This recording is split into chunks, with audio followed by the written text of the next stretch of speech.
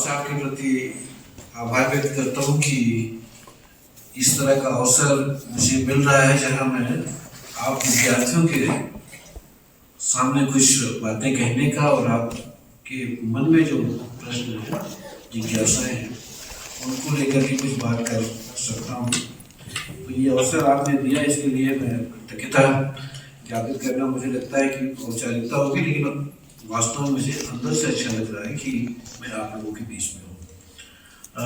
ये भी दिलचस्प है कि कुछ लोग कपिल तुम्हारे पीएचयू की हैं, उसके अलावा भी आपके विभाग के ये कुछ विद्यार्थी भी पीएचयू से हैं और आपके शिक्षकों में भी पांडे जी और पाठक जी का संबंध जेएनयू से रहा है और मेरा भी संबंध जेएनयू से है। तो एक तरीके से ये लगता है कि जैसे हम लोग कहीं राव साहब के माध्यम से एक ऐसा मंच मिल गया है जहाँ पर हम सभी लोग एक बार फिर से एकजुट हुए, भले ही उनका संबंध जेएनयू से हो या पीएचयू से हो या हैदराबाद से हो। एक तरह से ये तीन विश्वविद्यालयों का संबंध बनाने का काम राय साहब ने किया है और मुझे वाकई बहुत अच्छा लगा काम किया है। इसका बड़ा कोई काम नहीं, क्योंकि आदमी को अलगाने का काम तो आजकल बहुत लोग कर रहे हैं, लेकिन शायद आवश्यकता इस बात की है कि आदमी को आदमी से मिलाया जाए या आदमी को आदमी रहने दिया जाए। ये शायद आज के दौर की सबसे बड़ी चुनौती है कि हम कैसे मनुष्य बने रह सकते हैं, क्योंकि आज के दौर में मनुष्यता विरोधी शक्तियां बड़ी शक्तिशाली होगी। एक अंग्रेजी के कवि हैं, उन्होंने कहा है कि जिसका हिंदी में अनुवाद ये होगा कि एक्टिव गुडनेस और पैसिव इविल, कि जो बुराई वाली शक्तियां होती हैं, उसमें उल्टा बोल गया, वो ज्यादा सक्रिय होती हैं और जो अच्छाई वाली शक्तियां होती हैं वो थोड़ा सा निष्क्रिय होती है।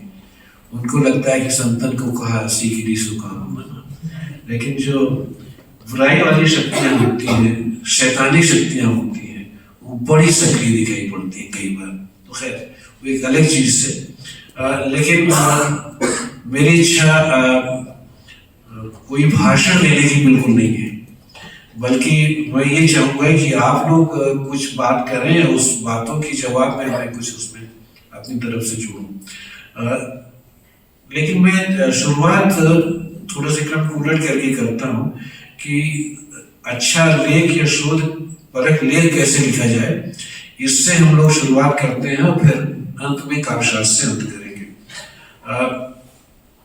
आप जानते हैं कि कोई भी आप लेख लिखते हैं तो उसका जो एक तकनीकी पक्ष भी होता है कि आप संदर्भ कैसे देते हैं। मैंने देखा है कि हमारे बहुत सारे विद्यार्थी, अगर सभी नहीं तो बहुत सारे विद्यार्थी अपने आलेख में या शोधालेख में या आलोचनात्मक लेख में कुछ तकनीकी पक्षों में भी कुछ कमियां रह जाती हैं, त्रुटियां होती हैं। जैसे बहुत सामान्य चीज है कि संदर्भ कैसे दिया जाए, लेकिन ज्यादातर लोग संदर्भ देने में गलती करते हैं।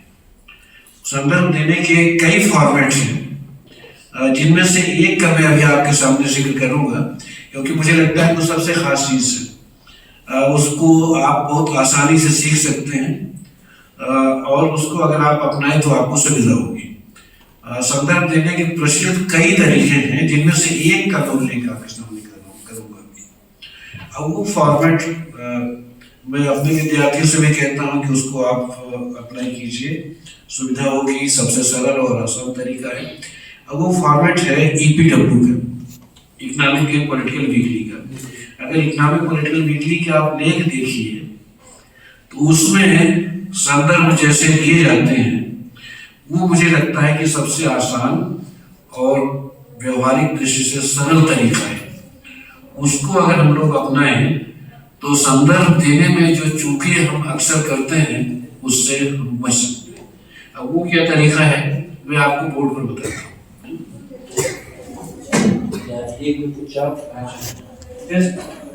आवाज तो जाएगी, इससे बड़ा क्लास होता है हमारे यहाँ की। तो जैसे मान लीजिए किसी पुस्तक से आप संदर्भ आप दे दें, मान लीजिए रामचंद्र शुक्ल की किताब है हिंदी साहित्य के इतिहास, और आप अपने लेख में लिखते हैं कि रामचंद्र शुक्ल ने लिखा है कि, उसके बाद आप इन्वर्टेड कामा लगाते हैं। रामचंद्र शुक्ल ने, मान लीजिए उनका वाक्य है कि रामचंद्र शुक्ल ने लिखा है कि, अब जहां से उद्धरण शुरू होगा वहां आप इन्वर्टेड कामा, और थोड़ी देर के लिए कल्पना कर लेते हैं कि रामचंद्र शुक्ल ने लिखा है कि साहित्य जनता के चित्तवृत्ति का संक्षिप्त प्रतिनिधित्व होता है, ये वास्तव में लिखा है। यहाँ पर आपका उद्धरण मान लीजिए समाप्त, तो जहां आपने लिखा होता है तो वहां पर आप उदाहरण जहां समाप्त होगा कामा क्लोज करेंगे, ठीक है।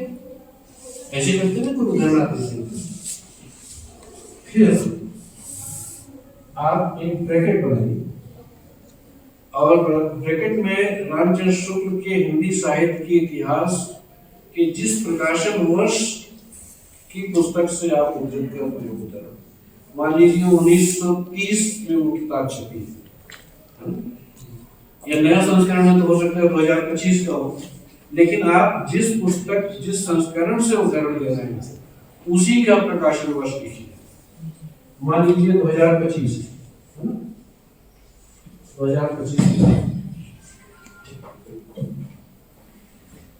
2025 का मतलब ये हो गया कि ये उदाहरण 2025 में प्रकाशित रामचंद्र शुक्ल के इतिहास से है। बात समझ में नहीं, कोई मुश्किल नहीं। अब यहाँ पर आप कोण लगाइए, मान लीजिए वो जो उदाहरण आपने लिया है वो 2025 में प्रकाशित पुस्तक के पेज नंबर 44 से, तो यहाँ पर आप लिख दीजिए 44 कामा क्लोज हो। आसान बात समझ में आ गई। जहां पर आपका लेख समाप्त होते, कई तरीके होते हैं संदर्भ का उल्लेख करने के, लेकिन एक का मैं जिक्र कर रहा हूँ, इंडिया टुडे वाला फॉर्मेट है, बहुत आसान है, सबसे ज्यादा सुविधा होती है। अब आप देखिए दो चीजें होती है जिसे अंग्रेजी में कहते हैं नोट्स एंड रेफरेंसेस, हिंदी में हम उसका अनुवाद करते हैं टिप्पणी और संदर्भ। टिप्पणी की बात मैं बाद में करूंगा, संदर्भ की बात में करूंगा। अब आप लेख की जहां पर लेख समाप्त हो रहा है वहां पर आप लिखेंगे संदर्भ, और जितनी पुस्तकों से आपने उदाहरण दिए हैं उसका फिर यहाँ पर उल्लेख है। अब मान लीजिए आपने रामचंद्र शुक्ल की इस पुस्तक से उदाहरण दिया है, तो आप लिखेंगे रामचंद्र शुक्ल,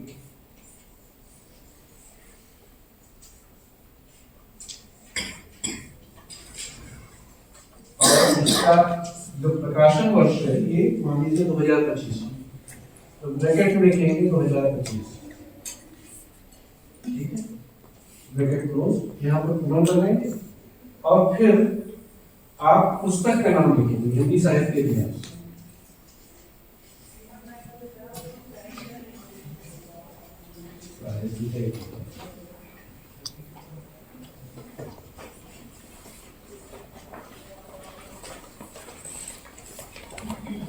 ये तो पुस्तक का नाम है। पुस्तक के नाम के बाद आप प्रकाशक का नाम लिखिए। मान लीजिए प्रकाशक का नाम है नारायण पिचाड़ी का, कामा लगाएंगे नारायण पिचाड़ी,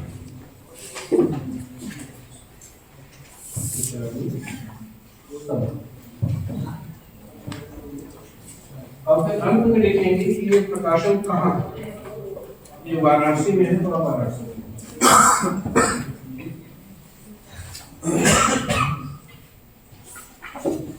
अब आपके लेख में मान लीजिए रामचंद्र शुक्ल की हिंदी साहित्य के इतिहास से 4 बार 5 बार या 10 बार आप उदाहरण देते हैं, ठीक है। इसका फायदा ये है कि आपको पूरा सब कुछ बार बार देने की आवश्यकता नहीं। रामचंद्र शुक्ल ने लिखा है, वर्ष डालिए और पेज डाल दीजिए, बंद कर दीजिए। अब अगर किसी को देखना होगा तो यहाँ पर रामचंद्र की पुस्तक है, 2025 में किताब छपी है, 2025 यहाँ लिखा है, कहाँ छपी है ये पूरा लिखा हुआ है, किताब का नाम लिखा हुआ, प्रकाशन का नाम लिखा हुआ है, वो प्रकाशन कहाँ पर वो लिखा हुआ है। अब आपको सिर्फ एक बार ये पूरा डिटेल देना होगा। जिस तरह का फॉर्मेट आप लोग प्राय इस्तेमाल करते हैं उसमें हर बार कोई उदाहरण देने के बाद पूरा डिटेल आपको देना होगा, या कितने वही पूर्वोक्त, है ना, कोई समस्या नहीं होगी, कोई कंफ्यूजन नहीं होगा। आप सिर्फ एक बार अंत में संदर्भ में इस पुस्तक का डिटेल इस तरीके से अगर आप देख लेते हैं। अब मान लीजिए जैसे मैंने कहा कि अगर मान कोई दूसरा उदाहरण है वो 222 पेज पर है तो आप 222 पेज पर लिख दिया। अगर किसी को चेक करना है या कोई देखना चाहता है कि ये उदाहरण किस पेज पर है तो वो इस किताब के उस पेज पर जाए और वहां पर देखे, बार बार उसको रिपीट करने का झमेला खत्म हो गया। ठीक है, इसलिए ये फॉर्मेट सबसे आसान और सरल है। हाँ, एक चीज थी कि मान लीजिए रामचंद्र शुक्ल की 2025 में 2 किताबें छपी, या एक किताब छपी है या वो लेख छपा है, तो उस कंफ्यूजन को दूर करने के लिए आप क्या करेंगे, एक को ए लिख देंगे और दूसरे को बी।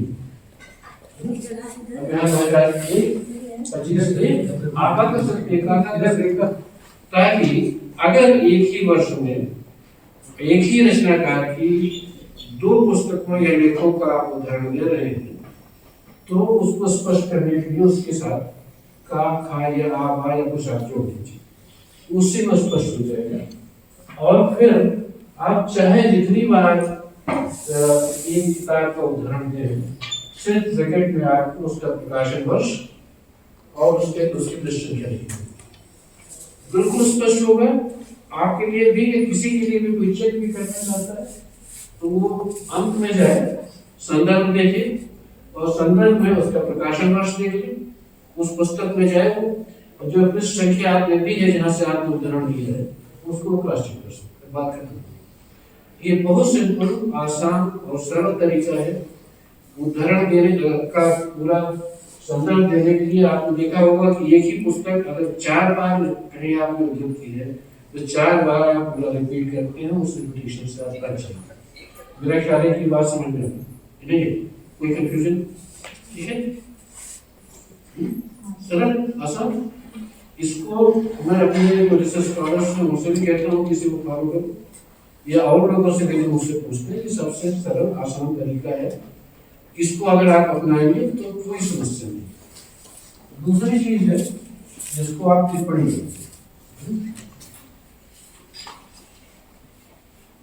अंग्रेजी में नोट्स एंड रेफरेंसेस, तो ये तो संदर्भ की बात होगी। टिप्पणी मान लीजिए कोई चीज आप लिख रहे हैं और उसके बारे में आप कोई उदाहरण नहीं देते, लेकिन आप कई पुस्तकों का या कई संदर्भों का उल्लेख करना चाहते हैं। जो कोई चाहे तो देख सकता है और ना भी चाहे उसको बिना देखे भी उस लेख को पढ़ सकता है। तो किसी एक प्रसंग से संबंधित जो ज्यादा डिटेल्स, जो लेख का मुख्य अंश नहीं है, उनको आप टिप्पणी में देते हैं। जैसे मान लीजिए अगर कहीं पर आप ये लिख रहे हैं हिंदी साहित्य के अनेक इतिहास लिखे गए, और तब वहां पर आप दे सकते हैं कि ये इतिहास इस वर्ष में इन लोगों के द्वारा लिखे गए। अगर कोई चाहे तो उनको पढ़ सकता है, मान लीजिए कोई विदेशी है तो उसको भी सुविधा हो जाएगी। तो वहां पर टिप्पणी में, और उसमें फिर आप नंबर डालते हैं, एक टिप्पणी नंबर 1, 2, जहां पर आप हिंदी साहित्य इतिहास की अगर मान लीजिए आप बात कर रहे हैं, उसकी डिटेल्स अगर आप देना चाहते हैं, हिंदी साहित्य के अभी तक के प्रमुख इतिहास कौन से, तो आप टिप्पणी में दे सकते हैं। और टिप्पणी को जो है अगर मान लीजिए जितने भी टिप्पणियां हैं तो उनको आपको नंबर देना पड़ेगा, 1, 2, 3, 4, 5। किसी भी लेख के अंत में सबसे पहले आप टिप्पणी 1, 2, 3, 4, 5, जहां पर उससे संबंध, लेकिन आप चाहें तो उसको छोड़ करके पढ़ सकते हैं, वो जानकारी वो डिटेल। वहां पर आप उसका प्रकाशन वर्ष या उस पुस्तक का नाम दे देंगे। और फिर इस तरीके से टिप्पणियां पूरी हो, टिप्पणी जैसी पूरी हो जाएगी उसके बाद फिर रेफरेंसेस होंगे, संदर्भ ग्रंथ। संदर्भ ग्रंथ का फॉर्मेट यही होगा और इस तरीके से आपका जो रेफरेंसिंग का काम है वो पूरा हो जाएगा। एक चीज और है जिसको इस प्रसंग में जिसकी हम लोग चर्चा कर सकते हैं, वो ये है कि कई बार किसी संपादित ग्रंथ में कोई एक लेख है, मान लीजिए हिंदी साहित्य के इतिहास बेस्ट इस नाम से कोई पुस्तक संपादित है जिसमें कई लोगों के लेख हैं, एक का लेख नहीं तो उसका रेफरेंस कैसे? उसके रेफरेंस देने का तरीका ये है कि जिस लेख से आप संदर्भ उदाहरण दे रहे हैं आप उस लेख का उल्लेख करें। प्रकाशन वर्ष तो ही नहीं, एक ही पुस्तक है लेकिन उसमें कई लोगों के लेख हैं, संपादित पुस्तकों के साथ होता ही है। तो प्रकाशन वर्ष तो वही रहेगा, लेकिन जब आप अंत में संदर्भ देंगे तो सबसे पहले उस लेख का नाम देंगे। मैं लिख नहीं रहा हूं लेकिन आप चाहे तो नोट कर, सबसे पहले उस लेख का नाम, फिर उसके लेखक का नाम, फिर आप लिखेंगे कि अमुक फला के द्वारा संपादित पुस्तक में संग्रहित, लेकिन और फिर उस संपादक का भी नाम देंगे। फिर उसके बाद आप उसके प्रकाशक और प्रकाशक का नाम देंगे और उस जगह वर्ष तो पहले है। तो जो एक किसी व्यक्ति के द्वारा लिखी गई पुस्तक है उसका संदर्भ ये होगा, लेकिन अगर किसी संपादित पुस्तक के किसी लेख का आप उल्लेख कर रहे हैं तो सबसे पहले उस लेख के लेखक का नाम, सॉरी उस लेख का नाम, उस लेखक का नाम, फिर संपादित पुस्तक का नाम, संपादक का नाम, फिर प्रकाशक का नाम, इस तरह से पूरा। तो ये बहुत आसान और सरल तरीका है। मुझे लगता है कि आप रिसर्च में भी, अपनी पीएचडी थीसिस में भी और उसके बाद आप कोई अच्छा शोधपरक लेख लिखते हैं उसमें भी इसको लागू कर सकते हैं। ये इससे समय की बचत होती है, किसी एक संदर्भ को बार बार लेने की आवश्यकता नहीं रह जाती, और कोई देखना चाहे कि कहाँ से ये उतरना है तो उसके लिए यहाँ पर जो आप कंप्यूटर संदर्भ देते हैं जिसको अंग्रेजी में कहते हैं अल्फाबेटिकल ऑर्डर में, उसमें आप करेंगे। मान लीजिए अगर का से किसी का नाम करेंगे तो का वाला पहले आएगा फिर का वाला, या अंग्रेजी वाला अगर आप फॉलो कर रहे हैं तो एबीसीडी के हिसाब से करेंगे। तो वो तो आजकल आप कमांड दे देते हैं उसी से हो जाता है ना। अगर आप में से आप ना भी करें तो कमांड से भी हो जाता है। तो इस तरीके से ये काम आप आसानी से कर सकते हैं। तो ये मुझे लगता है कि बहुत टेक्निकल काम है, बहुत आसान काम है, लेकिन प्रायः हमें विद्यार्थियों को शिक्षक बताते नहीं हैं। तो इसलिए ज्यादातर किताबें मैंने देखी हैं या तमाम पीएचडी थीसिस देखी है जिसमें कई बार लेखक का नाम है तो प्रकाशक का नाम नहीं, प्रकाशक का नाम है तो पुस्तक का नाम नहीं, फिर यह उस प्रकाशन का स्थल कहाँ है, वो कहाँ से छपी है, इसका नाम नहीं। तो ये चीजें, इससे आप बच सकते हैं और आपकी रेफरेंसिंग ज्यादा बेहतर और सही हो सकती है। एक बार आप अपना लेंगे तो मुझे आपको लगता है कि आपको ही लगेगा कि इससे बेहतर कोई तरीका नहीं है। तो इस बात को हम समाप्त करते हैं। अगर कोई कंफ्यूजन हो तो आप सर, जैसे कि गरिमा श्रीवास्तव ने लेख में लिखते हुए हैरी वॉटसन का एक कोट लिखती है, तो जब हम रेफरेंसिंग देंगे तो हम ये कैसे लिखेंगे? क्या हम सीधा हैरी वॉटसन ने अपनी किताब में जहाँ ये लिखा है उसका रेफरेंस देंगे या फिर गरिमा श्रीवास्तव की किताब का रेफरेंस? अगर आप उसे दोनों का थोड़ी चालाकी भी कर सकते हैं कि अगर मान लीजिए क्राफ्ट की पुस्तक का उन्होंने रेफरेंस दिया है और वो पुस्तक आपने नहीं पढ़ी है, लेकिन गरिमा श्रीवास्तव की पुस्तक में उसका रेफरेंस है, तो आप थोड़ा स्मार्ट बन सकते हैं। उनका नाम लिए बिना सीधे आप उनका नाम कोई नहीं पढ़ सकता, कोई तरीका ही नहीं कि पढ़। और अगर आप ज्यादा ईमानदारी बरतना चाहते हैं तो फिर ये लीजिए कि गरिमा श्रीवास्तव इस पुस्तक में उद्धृत। लेकिन जैसे मैंने कहा कि ये ऐसी चालाकी है कि जिस पर आपको कोई दंड नहीं हो सकता, कोई सजा नहीं हो सकती, कोई क्वेश्चन नहीं कर सकते कि आप कैसे करें, क्योंकि आपने कहीं से भी पढ़ा हो वो उदाहरण बिल्कुल ऑथेंटिक है, उसका संदर्भ बिल्कुल ऑथेंटिक है। तो इस तरह की शॉर्टकट अपनाते हैं ताकि रेफरेंसिंग बढ़ा देते हैं। कोई किताब पढ़ेंगे ना, कहीं से कोई उदाहरण उठाया, उसको मूल को संदर्भ दे दिया, कहाँ से लिया है, कहाँ से उन्होंने पढ़ा, उसको गाइड करते हैं।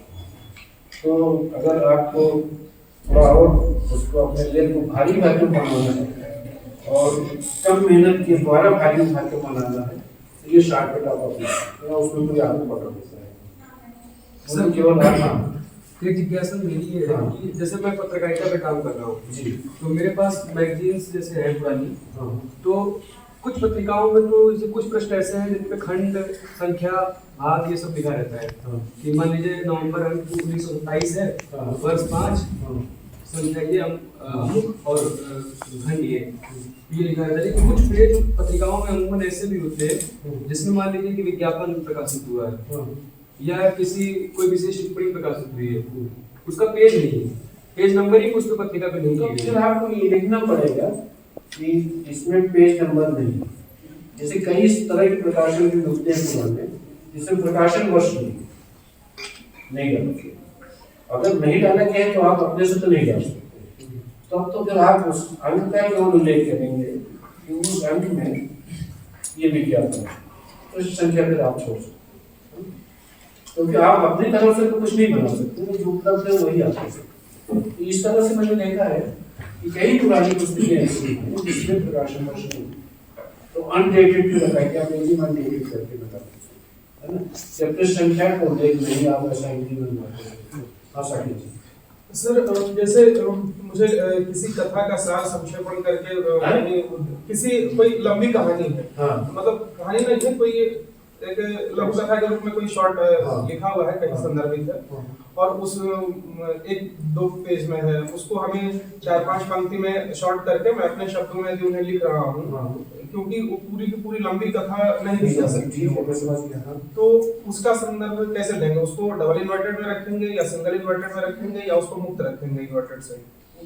उसके लिए आप मेरे ख्याल से आप टिप्पणी का इस्तेमाल कीजिए और उस कहानी को उल्लेख कीजिए कि फला पुस्तक में प्रकाशित कहानी विस्तार के लिए लिखी है। अगर आप विस्तार में पढ़ना चाहते हैं तो वहां जाके उसका ये सार संक्षेप में उसको कॉमा से तो मुक्त रखेंगे ना, उसको इन्वर्टेड कॉमा से मुक्त रखेंगे। हाँ भी उसमें फिर अगर आप शब्दशः कोई उदाहरण नहीं दे रहे हैं तो फिर इन्वर्टेड कॉमा में नहीं होगा, सिर्फ उसका फिर आप रेफरेंस दे सकते हैं ऊपर में कि ये इसके विस्तार में अगर आप जानना चाहते हैं कि कहानी फला लेखक की इस संकलन में छपी है, इस वर्ष में छपी है, वहां जाके आप देखिए, क्योंकि उदाहरण नहीं बहुत सारे नए किसी किताब का कोई आइडिया आप ले रहे हैं लेकिन आप उसका उदाहरण नहीं दे रहे हैं तो वहां की आइडिया पड़ेगी। ये आइडिया अमुक किताब में आप चाहें तो वहां जाकर देख लीजिए विस्तार, आप हम कोई उदाहरण नहीं दे रहे हैं, केवल एक उसका आइडिया हमें।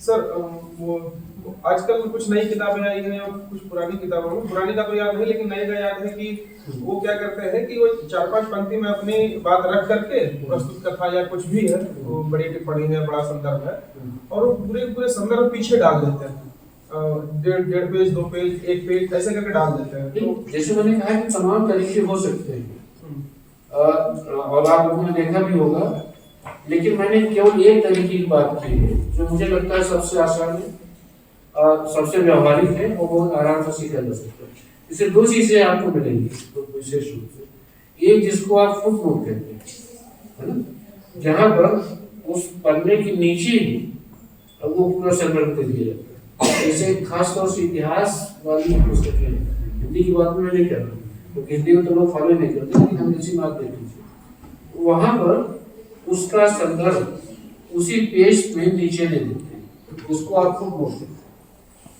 उसके साथ बड़ी समस्या ये होती है कि आपने लिखा या टाइप आपने कुछ किया, जब पेज मेकर में गया और पुस्तक के रूप में उसको रूपांतरित किया गया तो वो पेज बदल जाता है। तो वो फुटनोट हो सकता है कि जहां पर आपने लिखा है उसके बजाय वो आगे चला जाए या पीछे आ जाए, है ना? तो उसमें ज्यादा मेहनत करनी पड़ती है कि फुटनोट उसके साथ ही उसी पेज पर आए और उसका ध्यान रखना पड़ता है, मुश्किल है। लेकिन इतिहास वाले ज्यादातर वो करते हैं। उसका एक दूसरा सरल तरीका जो निकाला गया जिसको एंड नोट कहते हैं, जिसमें आप पेज के अंत में, हर पेज के अंत में नोट रेफरेंसेस नहीं देते हैं, बल्कि लेख की समाप्ति के बाद सारे रेफरेंसेस एक साथ देते हैं। उसमें ये समस्या नहीं आती, है ना? क्योंकि वहां पर केवल वहां पर आप नंबर ही करते हैं 1 2 3 4 5। एक ज्यादातर लोग अभी भी यही करते हैं हिंदी में, है ना? संदर्भ देने के लिए 1 2 3 4 5 करते हैं और अंत में जाकर के वो सारे संदर्भ देते हैं। वो तरीका है, हमने जब पीएचडी की थी तो उस समय यही तरीका था, हमने भी वही फॉलो किया था। लेकिन मुझे लगता है तरीके कई हो सकते हैं समझने का, लेकिन ये सबसे आसान तरीका है, सबसे व्यवहारिक तरीका है और इसमें कोई समस्या नहीं। आप टाइपिंग से वो किताब में तब्दील हो तब भी कोई समस्या नहीं, कोई कंफ्यूजन नहीं होगा। हाँ सर, जैसे आजकल कई सारे जो इंटरव्यूज होते हैं, साक्षात्कार होते हैं, वीडियो फॉर्म में होते हैं। तो अगर हमें वीडियो फॉर्म से कोई उदाहरण लेना है किसी भाषण का, किसी साक्षात्कार का, तो उसका हम संदर्भ किस प्रकार से देते हैं? आजकल तो पूरा उसका लिंक आप यही देते हैं, मतलब कि उस खंड का क्या हमें, आप अगर नेट पर सर्च करते हैं तो कैसे रेफरेंस देते हैं? आप उसका जो क्या कहते हैं वो देते हैं और साथ में देते हैं कि सच ऑन सच डेट, इस तारीख को मैंने वहां पर सर्च किया तो ये मिला। क्योंकि हो सकता है कि नेट पर जो सामग्री आज है वो कल ना रहे, तो कोई पूछे कि भाई कहाँ है वो, आप तो ही नहीं रहे। इसलिए आप देखिए, मैं हिंदी की बात नहीं कर रहा हूँ, हिंदी वाले कुछ नहीं करते, जो मन में आता है वो करते हैं। लेकिन जो अथेंटिक तरीका ये है, अंग्रेजी में आप कहीं भी देखिए कोई लेख, अगर वो नेट से किसी साइट से अगर कोई चीज को सर्च रेफर कर रहे हैं तो फिर वो इस बात का भी उल्लेख करते हैं कि इस तारीख को उन्होंने सर्च किया, यानी उस तारीख को उल्टा। कोई जरूरी नहीं बाद में भी उल्टा, क्योंकि उसमें आप नेट पर अगर कोई चीज है तो उसको आप हटा नहीं सकते। इसलिए वहां पर वो डेट देना जरूरी है कि किस तारीख को आपने सर्च किया। वीडियो में अगर जिस मिनट का वो क्लिप है क्या वो मिनट देना पड़ेगा? नहीं, वो जरूरी नहीं। अगर भाई आप अपनी किताब के साथ कुछ ऑडियो क्लिप भी लगाना चाहते हैं, उसके लिए सीडी या पेन ड्राइव लगाना पड़ेगा। अगर वैसा आप नहीं कर रहे हैं तो फिर जरूरी नहीं है, आपको केवल उसका वो देना पड़ेगा, लिंक जो है, और साथ ही साथ ये देना पड़ेगा इस तारीख को मैंने इसको सर्च किया। सर, जैसे मैं मध्यकाल पे काम कर रहा हूँ, मैंने राइट शब्द का उल्लेख किया। किसका? राइट, जो सिंचाई का माध्यम था उस समय, और मैं उसके बारे में एक्सप्लेन किया कि ऐसे ऐसे सिंचाई करता था ये, और मैं उसका चित्र भी देना चाहता हूँ और एक्सप्लेन करने के लिए, तो उसको कैसे दे सकता हूँ? उसका एक तरीका तो यही जो मैंने कहा कि आप टिप्पणी में जाइए, उस पर नंबर डालिए और टिप्पणी में जाइए और आप रहट के बारे में जहाँ से ये जानकारी आपने इकट्ठा की है, ये जो चित्र इकट्ठा किया है, चित्र जहाँ से आपने लिया है, चित्र सहित आप उसको हमको डालें। कोई चित्र देखना चाहता है तो चित्र भी देखिए, और वो चित्र आपको कहाँ से मिला है उसके बारे में जानकारी कहाँ से मिली है आप बता सकते हैं। सर, एक समस्या और है, जैसे कुछ चीजें होती है किसी के लिए सहज ज्ञान है और किसी के लिए मतलब उतना सहज या उतना फेमिलियर नहीं है। तो मान लीजिए मैं लिख दूं कि genetic code, genetic paradigm shift के साथ वो चीजें बदलती है। अब ये मैं तो लिख दूं, लेकिन कोई अन्य होगा उसको नहीं पता होगा, उसको लगेगा कि झूठ बोल रहा है, सच बोल रहा है। तो मेरे लिए तो वो मतलब कुछ विशेष नहीं है जिसके लिए संदर्भ दिया जा सके, लेकिन किसी के लिए वो संदर्भ उनके जैसा डिमांडिंग होगा। तो मतलब इस ठीक है, मैं समझ गई। देखिए अब इधर कुछ ये भी हो रहा है, और चूंकि ये सारा का सारा फॉर्मेट सोशल साइंसेस में आया पहले, और सोशल साइंसेस से फिर साहित्य के अध्ययन में भी आया, साहित्य से संबंधित जो पुस्तकें उसमें भी आया। और ये अगर आप अंग्रेजी के लिए देखते हैं तो आपको भारी भरकम उसमें नोट्स एंड रेफरेंसेस मिलते हैं। तो कई बार अब लोग ये कह रहे हैं कि बहुत छोटी छोटी मामूली बातों के लिए रेफरेंस देने की क्या जरूरत है। कि जैसे अगर आप ये कहना चाहते हैं कि आदमी के 2 हाथ होते हैं, तो ये साबित करने के लिए कोई रेफरेंस देने की जरूरत नहीं है। एक अति भी हुई है कि बहुत सामान्य बातों को कहने के लिए आपने 4 रेफरेंसेस चूज किए। इधर मैं देख रहा हूँ कि कई लोग हैं, जैसे साहित्य के आप विद्यार्थी हैं, साहित्य की सभी लोग, तो आपने टेरी गल्टन का नाम पढ़ा। तो टेरी गल्टन की इधर की पुस्तकों को आप देखिए तो उसमें रेफरेंसेस बहुत कम है, मतलब जहाँ बहुत ही आवश्यक है वही उन्होंने रेफरेंस दिया है, नहीं तो नहीं दिया। तो ये संदर्भ देने का जो आदि थी उससे भी लोगों ने बहुत असंतोष हुआ कि अनावश्यक रूप से जहाँ आवश्यक नहीं है वहाँ हम क्यों संदर्भ, जहाँ बहुत जरूरी है वही हम संदर्भ देंगे। तो संदर्भ देने का चलन पहले की तुलना में इधर मुझे लगता है घटा है, और हर चीज के लिए, सामान्य बात के लिए संदर्भ देने की मुझे भी लगता है कि सार्थकता नहीं है। जहाँ बहुत आवश्यक है, जहाँ आपको ये लगता है कि अगर आप संदर्भ नहीं देंगे तो लोग विश्वास ही नहीं करेंगे कि ये बात हम उसने कही। अब जैसे ये मैं प्रेमचंद का संदर्भ दे रहा हूँ, प्रेमचंद ने इस बात एक जगह लिखा है कि यूरोप के संदर्भ में लिखा है कि यूरोप के जो राष्ट्र हैं वो लुटेरों के समूह, डकैतों के समूह हैं जो दूसरे देश को लूट करके अपना घर करते हैं। ये प्रेमचंद का कथन है, मैंने अपने एक लेख में कोट किया कि आधुनिक राष्ट्र का काम लगभग डकैतों वाला है कि दूसरे को लूट लीजिए और अपने घर में बांध लीजिए। अब अगर इस उदाहरण को मैं प्रेमचंद का नाम लिए बिना लिख दूं या बोल दूं तो हो सकता है कि जैसे कल हुआ है उसी तरह की कोई घटना आज भी हो जाए, फतवा जारी। तब वहां पर ये मजबूरी है मेरी कि कहो कि भैया ये मैंने नहीं लिखा है, ये प्रेमचंद ने लिखा है। और अगर आपको ये बात बहुत गड़बड़ लगती है तो जाइए प्रेमचंद के पास, उनका ईमेल आईडी वगैरह कुछ अगर हो या जो भी व्हाट्सएप जो भी हो, और उनसे बात करके देखिए कि आपने कैसे किया।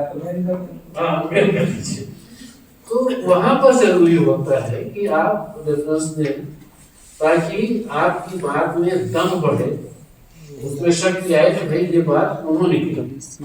तो कई बार क्या होता है कि हम कहें तो आप कहेंगे अरे क्या ही किस की, लेकिन अगर उसके साथ हम किसी बड़े विद्वान का नाम जोड़ तब लोग सोचते हैं कि अच्छा ये बात उन्होंने कही, तब तो बड़ी खास महत्वपूर्ण, और उनको पता चल जाए कि ये बात उन्होंने नहीं कही, मैंने कही, अरे ये क्या है, कुछ नहीं।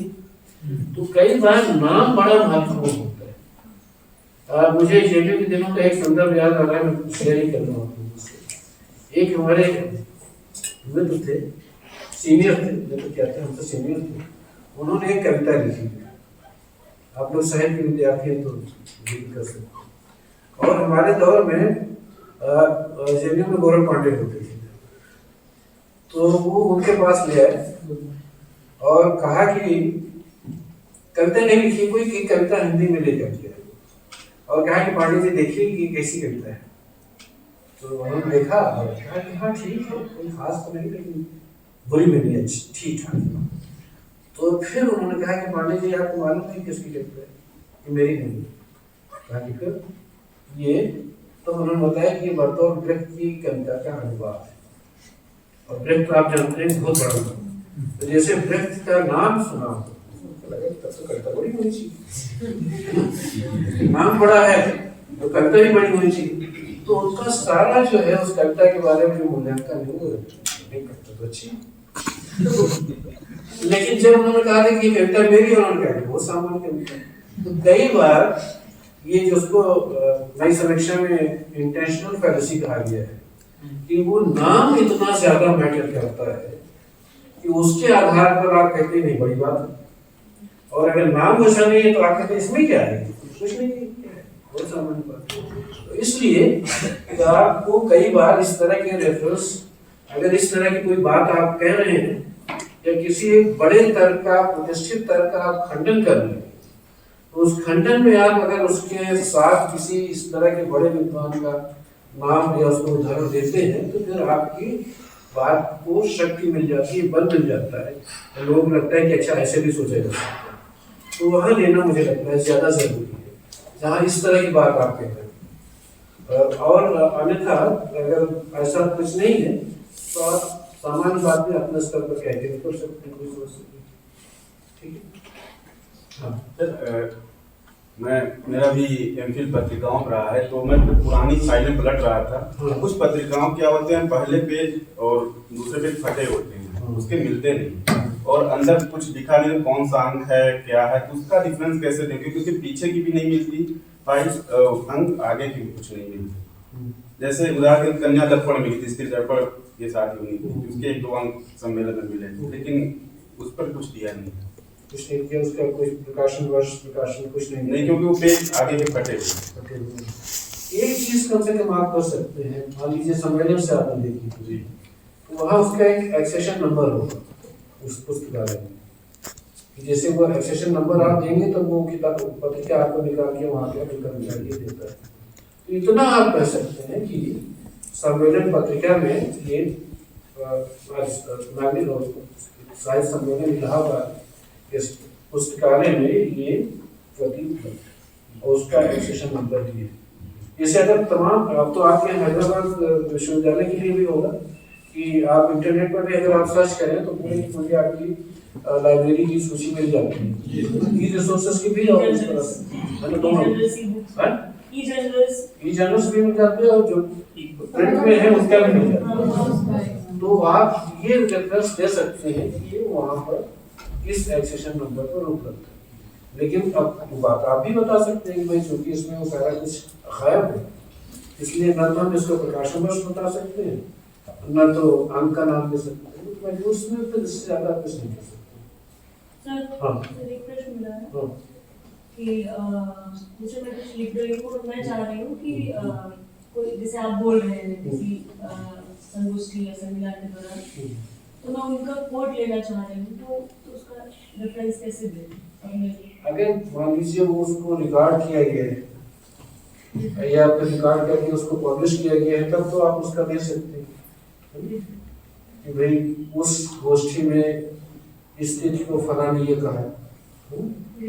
लेकिन अगर रिकॉर्डिंग नहीं है उसकी या उस व्याख्यान को कहीं प्रकाशित नहीं किया गया है, तब आपके सामने एक ही विकल्प बचता है कि आप उस वक्ता से अनुमति लेकर के उसको जैसे सर मैं किसी जो मैं काम कर रही हूँ, मेरा उसी लेखक से संबंधित मैंने कुछ बातचीत की उस संगोष्ठी के दौरान, उनका जो एक विचार था वो कहीं छपा नहीं, उसका तरीका यही है। हिंदी में इसको भी फॉलो नहीं करते हैं, लेकिन अंग्रेजी में आपने देखा होगा कोई भी स्कॉलर अपने लेख के प्रारंभ में ही लिख देता है कि इस लेख को लिखने में और इस लेख के बारे में सोचने में फला ने मेरी मदद की। उसमें अगर कोई इस तरह की इंसाइट है जो किसी के साथ बातचीत के दौरान उससे वाचिक रूप से मिली है, तो ईमानदारी का तकाजा ये है कि उसका उल्लेख किया जाए कि अमुक से बातचीत के दौरान ये बात मुझे मालूम है। तो लेकिन अब लोग हड़प जाते हैं, उसका जिक्र नहीं करते कि मेरा अपना मौलिक चिंतन, वो भी आप कर सकते हैं, लेकिन सही तरीका ये है कि आप ये बताइए कि फला से बातचीत के दौरान ये बात मुझे मालूम है। ठीक है, तो और कुछ आगे बढ़ाइए। अब आप